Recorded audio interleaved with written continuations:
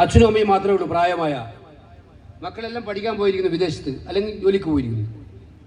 കുട്ടികളോട് ചോദിക്കുമ്പോൾ കുട്ടികൾ പറഞ്ഞു ഞങ്ങളാരും നിൽക്കുന്നില്ല, ഇവിടെ ജോലി കിട്ടില്ല, കിട്ടിയാൽ തന്നെ ശമ്പളം കിട്ടില്ല. M.Tech കഴിഞ്ഞൊരു കാക്ക കിട്ടുന്ന ശമ്പളം 20,000 രൂപയാണ്. 20,000 രൂപ കൊണ്ട് എങ്ങനെ ജീവിക്കും? അപ്പോൾ നല്ല ജോലിക്കും നല്ല ശമ്പളത്തിനും വേണ്ടി കുട്ടികൾ നാട് വിടുകയാണ്. 10 കൊല്ലം ഇക്കാര്യത്തിൽ തടയാൻ എന്തെങ്കിലും ഇവർ ചെയ്തിട്ടുണ്ടോ? എന്ത് കാഴ്ചപ്പാടാണ് ഇവർക്കുള്ളത്? കേരളത്തിലെ വിദ്യാർത്ഥികളെ ഇവിടെ നിലനിർത്താൻ, അവർക്ക് മേന്മയുള്ള വിദ്യാഭ്യാസം കൊടുക്കാനും മേന്മയുള്ള ജോലി കിട്ടാനും വേണ്ടി എന്ത് പദ്ധതി 10 കൊല്ലക്കാലം കൊണ്ട് ഇവർ രൂപപ്പെടുത്തിയെടുത്തു? ഒന്നുമില്ല. PMC നടപ്പിലാക്കാൻ വേണ്ടി പോവാന്നുള്ളതല്ലാതെ വേറെ അജണ്ടയൊന്നും ഇവർക്കില്ല.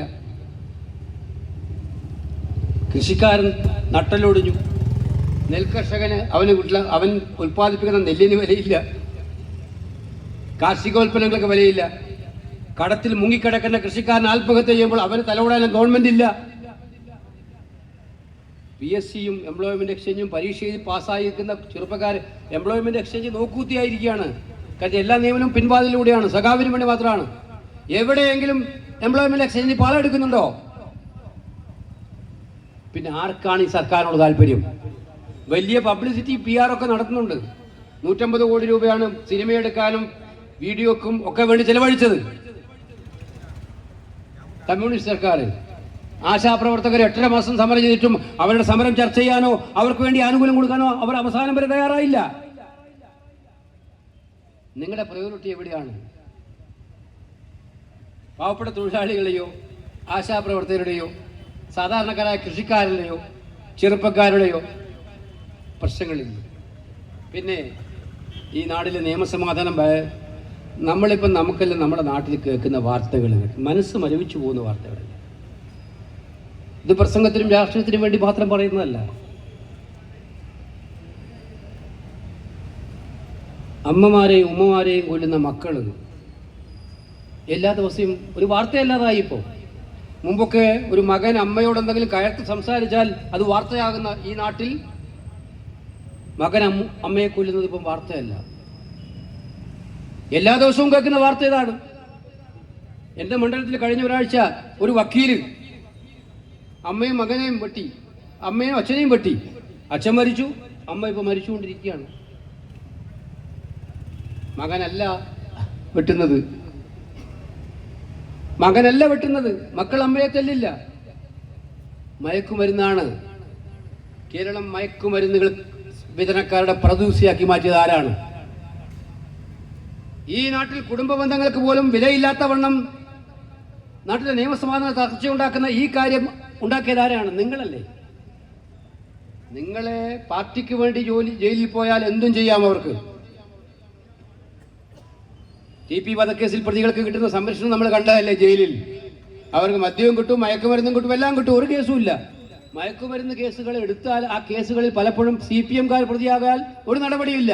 കേരളത്തിൽ ഒരുപാട് ഉദാഹരണം ഉണ്ടല്ലോ. പിന്നെ എങ്ങനെ മയക്കുമരുന്നുകൾക്കെതിരായി ശക്തമായ നടപടി സ്വീകരിക്കും? കേരളം അതുകൊണ്ട് ഭയാനകമായ സ്ഥിതിയിലേക്ക് പോവല്ലേ. അനുവദിക്കാൻ പറ്റുമോ നമുക്കതിന്? തടഞ്ഞു നിർത്തണ്ടേ? ഇത്തരം കാര്യങ്ങളാണ് നമ്മൾ ചിന്തിക്കേണ്ടത്, ചർച്ച ചെയ്യേണ്ടത്. സംശയം വേണ്ട. ഇവർക്കതിന് സമയമില്ല. ഇവരുടെ അജണ്ട അതല്ല. സംസ്ഥാനം നന്നാക്കാൻ വേണ്ടിയിട്ടുള്ള ഒരു നടപടിയും അവർ സ്വീകരിക്കുകയുമില്ല. അത് ചിന്തിക്കാൻ ഇവിടെ ഭരണമാറ്റം ഉണ്ടാവണം. അതിനുവേണ്ടി കൂടിയാണ് ഈ തെരഞ്ഞെടുപ്പ്. നമുക്കറിയാം CPM-ന് ഇപ്പോൾ പുറത്തിറങ്ങി നടക്കാൻ പറ്റുന്ന ഒരവസ്ഥയാണോ? അവരെങ്ങനെ വോട്ട് ചോദിക്കുന്നു എനിക്കറിയില്ല. നമ്മൾ ഒരു അമ്പലക്കള്ളന്മാരെന്നൊക്കെ പണ്ടേ വിളിക്കാറുണ്ട് പലരെയും. പക്ഷെ ഒരു പാർട്ടിയെ അമ്പലക്കള്ളന്മാരുടെ പാർട്ടി എന്ന് പറയണമെങ്കിൽ അത് ലോകത്തുണ്ടാവുന്ന ഏക പാർട്ടി അത് CPM പാർട്ടി മാത്രമാണ് എന്നുള്ളത് നമ്മൾ മനസ്സിലാക്കണം. നമ്മൾ ശബരിമലയിലെ മോഷണമല്ല കൊള്ള, അവിടുത്തെ സ്വർണം കൊള്ള നടത്തിയിട്ട് ചെന്നൈയിലും ബാംഗ്ലൂരിലും പോയിട്ട് ലേലം പിടിച്ചു. ഇപ്പൊ കാണുന്നത് കോടതി തന്നെ കണ്ടെത്തിയിരിക്കുന്നത് അന്താരാഷ്ട്ര ബന്ധമുണ്ട്. അന്താരാഷ്ട്ര മാഫിയൊക്കെ പോലും ഇതിനകത്ത് ബന്ധങ്ങളുണ്ടെന്ന് പറയുന്നു. നിങ്ങൾ ആലോചിച്ചേ, ശബരിമലയിലെ സ്വർണ്ണ അന്താരാഷ്ട്ര മാഫിയക്ക് കൊടുക്കാൻ ആരാ കൊടുക്കുന്നത്? Devaswom board president. ആരാ പ്രസിഡന്റുമാര്? CPM-ന്റെ സംസ്ഥാന സമിതി അംഗങ്ങൾ. ഇപ്പൊ ജയിലിൽ പോയിരിക്കുന്ന അവരാണ്. കോടതി അന്വേഷിച്ചില്ലായിരുന്നെങ്കിൽ അവരാരെങ്കിലും പിടിക്കുമായിരുന്നോ? കോടതി മേൽനോട്ടമില്ലായിരുന്നെങ്കിൽ ഇപ്പോഴും ആ പോറ്റി ഉണ്ണികൃഷ്ണൻ പോറ്റി സ്വർണം ചെമ്പാക്കുന്ന പ്രക്രിയയായിട്ട് ശബരിമലയിൽ തന്നെ ഉണ്ടാവുമായിരുന്നു. അവർ രണ്ട് ജയിലിൽ പോയപ്പോൾ നമ്മുടെ ഗോവിന്ദൻ മാസ്റ്റർ ചോദിച്ചു, ആരോ നിങ്ങളുടെ രണ്ട് പ്രധാനപ്പെട്ട നേതാക്കന്മാർ ജയിലിലല്ലേ, എന്നിട്ടും പാർട്ടി അവർക്ക് നടപടിയൊന്നും എടുക്കുന്നില്ലേ, പാർട്ടി അവർക്കെതിരെ? മാസ്റ്റർ ഉത്തരമാണ് വളരെ രസം. ഞങ്ങളുടെ പാർട്ടിയിൽ ജയിലിൽ പോകുന്നൊന്നും ഒരു അസ്വാഭാവികമായതൊന്നുമില്ല. ഞങ്ങളുടെ പാർട്ടി പ്രവർത്തകർ ജയിലിൽ പോകും. അത് ഞങ്ങൾ ജയിലിലൊക്കെ കിടന്നിട്ട് വളർന്ന പാർട്ടിയാണ്. പിന്നെ സ്വാതന്ത്ര്യ സമരത്തിൽ പങ്കെടുത്തിട്ടല്ലേ ഈ രണ്ട് മഹാന്മാർ ജയിലിൽ പോയിരിക്കുന്നത്. ഈ പാർട്ടിയുടെ അപജയം നിങ്ങൾ നോക്കണം. അത്രയേറെ അപജയം ഉണ്ടായിട്ടും അതിനെ ന്യായീകരിക്കുക, അതിനെ സംരക്ഷിക്കാൻ ശ്രമിക്കുക, ഇതൊക്കെ ചെയ്യുന്ന പാർട്ടി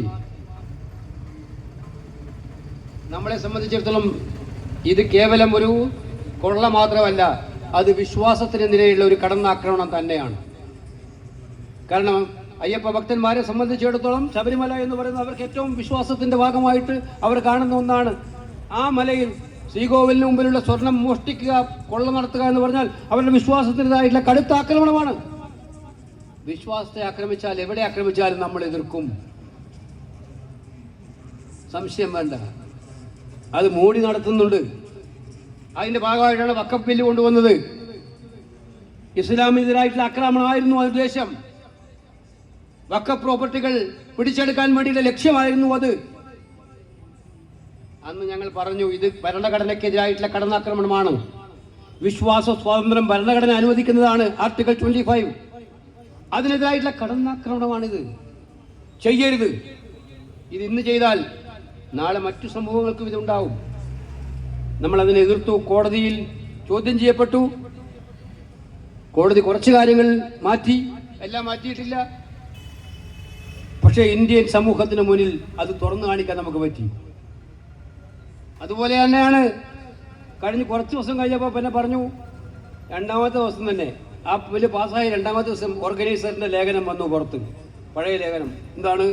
മുസ്ലിങ്ങളെക്കാൾ പോപ്പർട്ടി കയ്യിൽ ഒഴിച്ചിരിക്കുന്നത് ക്രിസ്ത്യാനികളാണ്. ഓർഗനൈസർ RSSന്റെ മുഖപത്രം എഴുതിയത്. അപ്പോൾ നമ്മൾ ആദ്യം പറഞ്ഞത് കറക്റ്റായില്ലേ?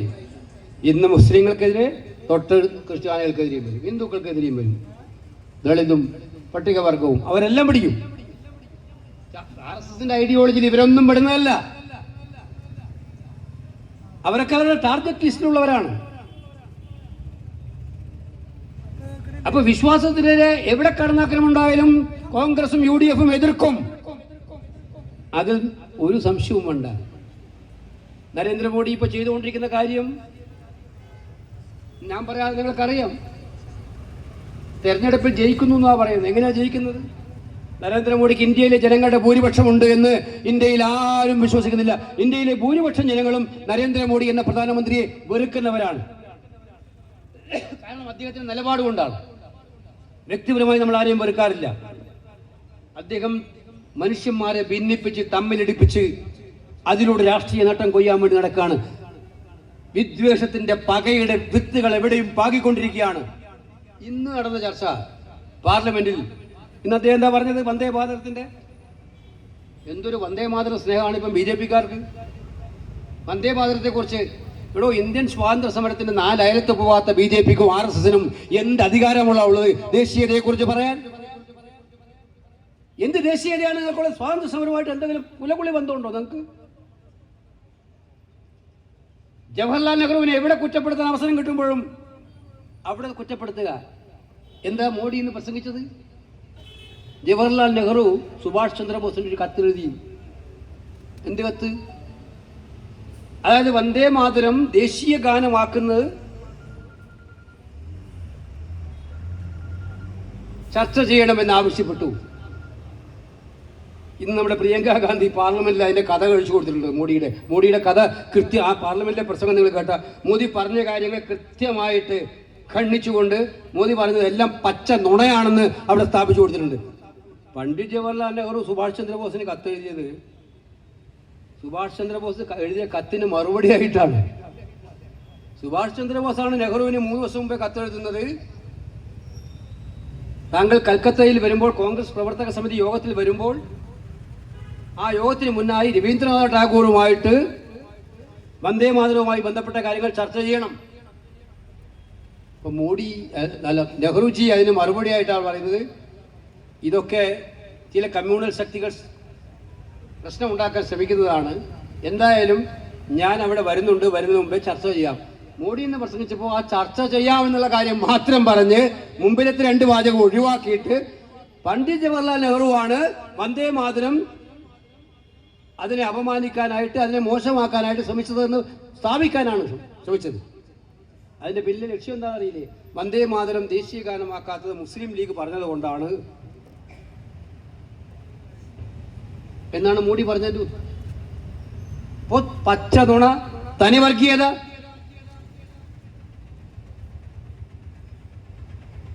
ഇതാണ് വന്ദേ മാതരമാണ് ഇപ്പോഴത്തെ വന്ദേ മാതരം. ഞങ്ങളൊക്കെ എല്ലാ മീറ്റിങ്ങുകളിലും പാടുന്നതാണ്.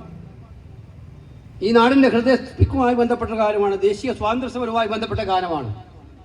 മോഡിയും RSSും ഇതുവരെ പാടുന്നത് ഞാൻ കേട്ടിട്ടില്ല ഇവിടുന്ന്. ഇപ്പം വന്ദേ മാതരത്തോട് സ്നേഹം. ഇപ്പം പ്രശ്നം രാജ്യത്തെ തൊഴിലില്ലായ്മയല്ലേ, രാജ്യത്തെ പണപ്പെരുപ്പമല്ലേ, ഡൽഹിയിൽ പൊല്യൂഷനായിട്ട് ആ മനുഷ്യൻ ജീവിക്കാൻ പറ്റുന്ന കാര്യമല്ലേ, ഇൻഡിഗോയിൽ ക്രൈസിസ് ആയിട്ട് കഴിഞ്ഞ 4 ദിവസമായിട്ട് വിമാനങ്ങൾ ഇന്ത്യയിൽ ഓടുന്നില്ല. അതിനെക്കുറിച്ച് ചർച്ച ചെയ്യണ്ടേ? എടാ, കൊച്ചിയിൽ നിന്ന് ദുബായ് ഡൽഹിയിലേക്ക് പോകണമെങ്കിൽ 1 ലക്ഷം രൂപ കൊടുത്താലും ടിക്കറ്റ് കിട്ടാനില്ല. അതല്ല ചർച്ച ചെയ്യേണ്ടത്. അതൊന്നും ചർച്ച ചെയ്യണ്ട, വന്ദേ മാതരം ചർച്ച ചെയ്യാം. ഞങ്ങൾ നാളെ SIR ചർച്ച ചെയ്യാൻ വേണ്ടിയിട്ടാണ് ഈ പ്രക്ഷോഭം ഉണ്ടാക്കിയത്. SIR ചർച്ച ചെയ്യണമെങ്കിൽ വന്ദേ മാതരം ആദ്യം ചർച്ച ചെയ്യണമെന്നു ചെയ്തോളാൻ പറഞ്ഞു. ഇന്ന് ചർച്ച ചെയ്തു. നാളെ SIR ആണ്. SIR എന്തിനു വേണ്ടിയിട്ടാണ് ഉണ്ടാക്കിയത്? 2002 വോട്ടർ പട്ടിക അടിസ്ഥാനമാക്കിയിട്ട് 23 കൊല്ലം മുമ്പുള്ള വോട്ടർ പട്ടിക അടിസ്ഥാനമാക്കിയിട്ട് ഇപ്പൊ വീണ്ടും റിവ്യൂ നടത്താൻ വേണ്ടി തീരുമാനിക്കുന്നു. അതും ഈ പഞ്ചായത്ത് തെരഞ്ഞെടുപ്പിന്റെ തിരക്കിനിടയിൽ ഇതിന് ഷെഡ്യൂൾ ഇട്ടത് ആരെ മാറ്റാൻ വേണ്ടിയിട്ടാ? തങ്ങൾക്ക് വോട്ട് ചെയ്യില്ല എന്ന് കാണുന്ന സമൂഹത്തെ വോട്ടർ പട്ടികയിൽ നിന്ന് ഇല്ലാതാക്കുക. മോഡിയുടെ സ്വപ്നം, ദിവാസ്വപ്നം. ബീഹാറിൽ കുറച്ചിടത്ത് ചെയ്തു. സുപ്രീം കോടതിയിൽ നിയമയുദ്ധം നടന്നുകൊണ്ടിരിക്കുകയാണ്. ശക്തമായ പോരാട്ടം. നാളെ അതിൻ്റെ ചർച്ചയാണ് പാർലമെന്റിൽ നടക്കാൻ വേണ്ടി പോകുന്നത്. ഒരു കാര്യം ഞാനിപ്പോൾ ഉറപ്പിച്ച് പറയാൻ ആഗ്രഹിക്കുകയാണ്. ഇന്ത്യ രാജ്യം ബ്രിട്ടീഷുകാരൻ ഭരിക്കുമ്പോൾ അവർ വിചാരിച്ചത് ബ്രിട്ടീഷുകാരന് ഇന്ത്യ വിടേണ്ടി വരില്ല എന്നാണല്ലോ. അവരുടെ തോക്കും പീരങ്കിയും വെടിയുണ്ടയൊക്കെ കൊണ്ട് പാവപ്പെട്ട ഇന്ത്യക്കാരെ അടക്കി ഭരിക്കാമെന്നായിരുന്നു അവർ ധരിച്ചത്. എല്ലാ കാലത്തും ഇന്ത്യയുടെ സമ്പത്തുകൾ കൊള്ളയടിക്കാമെന്നായിരുന്നു അവർ ധരിച്ചത്. പക്ഷേ ഇന്ത്യയുടെ പൈതൃകവും പാരമ്പര്യവും അവർക്ക് മനസ്സിലായിട്ടില്ലായിരുന്നു. അവരന്ന് എല്ലാ ധിക്കാരവും അഹങ്കാരവും കാണിച്ച്, ഏകാധിപത്യത്തിന്റെ സർവ്വ സ്വഭാവവും കാണിച്ച്, അധികാര ഗർവും അഹങ്കാരവും കാണിച്ച് നമ്മളെ ചവിട്ടി മെതിക്കാൻ ശ്രമിച്ചപ്പോൾ ഒരു ആയുധവും എടുക്കാതെ മഹാത്മജിയുടെ നേതൃത്വത്തിൽ സമരം ചെയ്തിട്ടാണ് ഇന്ത്യക്ക് സ്വാതന്ത്ര്യം നേടിയത്. ബ്രിട്ടീഷുകാരന് ഇന്ത്യ വിടേണ്ടി വന്നത് നമുക്കെല്ലാവർക്കും അറിയാം. മിസ്റ്റർ നരേന്ദ്രമോദി, നിങ്ങൾ എല്ലാ സീമകളെയും ലംഘിക്കുകയാണ്. CBIയെയും എൻഫോഴ്സ്മെന്റ് ഡയറക്ടറേറ്റിനെയും എന്തിനേറെ ഇലക്ഷൻ കമ്മീഷനെയും ഉപയോഗിച്ചുകൊണ്ട് നാട്ടിലെ ജനാധിപത്യം തന്നെ അട്ടിമറിക്കാൻ, വോട്ടവകാശം ഇല്ലാതാക്കാൻ ശ്രമിച്ചാൽ ഇതെല്ലാം ഞങ്ങൾ കണ്ടുകൊണ്ടിരിക്കുമെന്ന് വിചാരിക്കുന്നത് തെറ്റാണ്. ഞാൻ ഉറപ്പിച്ചു പറയുന്നു, ജീവൻ പോയാലും ഇന്ത്യയിലെ ജനാധിപത്യം സംരക്ഷിക്കാൻ വേണ്ടിയുള്ള പോരാട്ടവുമായി നമ്മൾ മുന്നോട്ട് പോകും. ബ്രിട്ടീഷുകാരനെ ഓടിപ്പായിപ്പിച്ചതുപോലെ, ബ്രിട്ടീഷുകാരനെ സറണ്ടർ ചെയ്യിപ്പിച്ചതുപോലെ ഈ പോരാട്ടവും അവസാനം ഇന്ത്യ ജയിക്കും എന്നുള്ള കാര്യത്തിൽ സംശയമില്ല. മോഡി വഴങ്ങേണ്ടി വരും. ജനാധിപത്യം സംരക്ഷിക്കുന്നതിന് വേണ്ടി, ഈ നാടിന്റെ ജനാധിപത്യം സംരക്ഷിക്കുന്നതിന് വേണ്ടി SIR ഒക്കെ നമുക്ക് നോക്കാം വരുന്ന ആളുകളിൽ. അപ്പം ഞങ്ങൾക്ക് അതിനുള്ള ചങ്കൂറ്റമുണ്ട്, തൻ്റെ ഇടമുണ്ട്. ജയിലൊന്നും പ്രശ്നമല്ല. നിങ്ങൾ ജയിലിട്ടെങ്കിൽ ജയിലിട്. ഈ ഭീകരവാദത്തെ എതിർക്കും. അപ്പൊ എതിർക്കുമ്പോൾ കേരളത്തെ പോലുള്ള നാട് എല്ലാ ഇത്തരത്തിലുള്ള ജനാധിപത്യ ധ്വംസനങ്ങളെയും എല്ലാ കാലത്തും എതിർത്ത നമ്മുടെ നാട് മുന്നിൽ നിൽക്കും എന്ന് ഉറപ്പുണ്ട്. അവിടെ ആണ് കള്ള കച്ചവടവുമായിട്ട് നമ്മുടെ പിണറായി വിജയൻ BJPക്ക് ഒത്താശ ചെയ്തുകൊണ്ടിരിക്കുന്നത്, മോഡിക്ക് ഒത്താശ ചെയ്തുകൊണ്ടിരിക്കുന്നത് എന്ന് നിങ്ങൾ മനസ്സിലാക്കുക. അത് മനസ്സിലാക്കിയ കമ്മ്യൂണിസ്റ്റുകാരും ഇപ്പോൾ മാറി ചിന്തിക്കാൻ തുടങ്ങും. അതുകൊണ്ട് നിങ്ങളെല്ലാവരും അത്തരം ചിന്തകൾക്ക് ശക്തി പകരുന്ന തീരുമാനങ്ങളുമായി വരുന്ന 2-3 ദിവസം പോവുക. ഈ ലോക്കൽ ബോഡി ഇലക്ഷനിൽ സത്യം ജയിക്കണം, ജനാധിപത്യം ജയിക്കണം, ഈ നാട് ജയിക്കണം. അതിനുവേണ്ടി ഐക്യജനാധിപത്യ മുന്നണിയെ വൻപിച്ച ഭൂരിപക്ഷത്തോടെ വിജയിപ്പിക്കണം എന്ന് മാത്രം സൂചിപ്പിച്ചുകൊണ്ട് എൻ്റെ വാക്കുകൾ അവസാനിപ്പിക്കുന്നു. നമസ്കാരം. ജയ് ഹിന്ദ്.